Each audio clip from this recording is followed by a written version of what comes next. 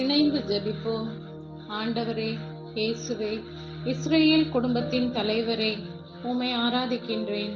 சீனாய் மலை மீது மோசேக்கு திருச்சட்டம் ஈந்தவரே, உம்மை துதிக்கின்றேன்.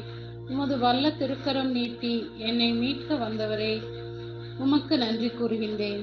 இதோ கன்னி கருவுற்று ஒரு ஆண்மகவே பெற்றெடுப்பார், அக்குழந்தைக்கு இம்மானுவேல் என பெயரிடுவர் என்று இறைவாக்கினர் வாயிலாக ஆண்டவர் உரைத்தது நிறைவேறவே இவை யாவும் நிகழ்ந்தன என்று இன்றைய இறைவார்த்தை மூலமாக என்னுடன் இருக்கின்றீர் என்று உமது உடன் இருப்பால் திடப்படுத்துபவரே, பலப்படுத்துபவரே, நன்றி கூறுகின்றேன்.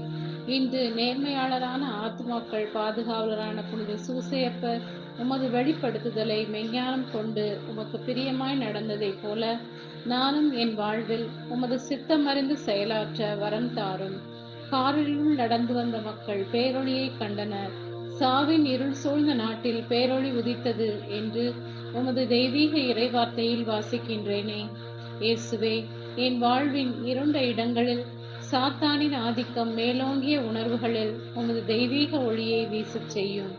ஆதியிலே இருளில் வெற்றி கொண்ட உமது ஒளி இன்று என் வாழ்வை அழகாக்கவும் உமது பாதையில் தடையின்றி நடக்கவும் மெஞ்ஞானம் தந்து நடத்த வேண்டுமாய் இயேசுவின் நாமத்தில் ஜெபிக்கிறேன். ஆமென்.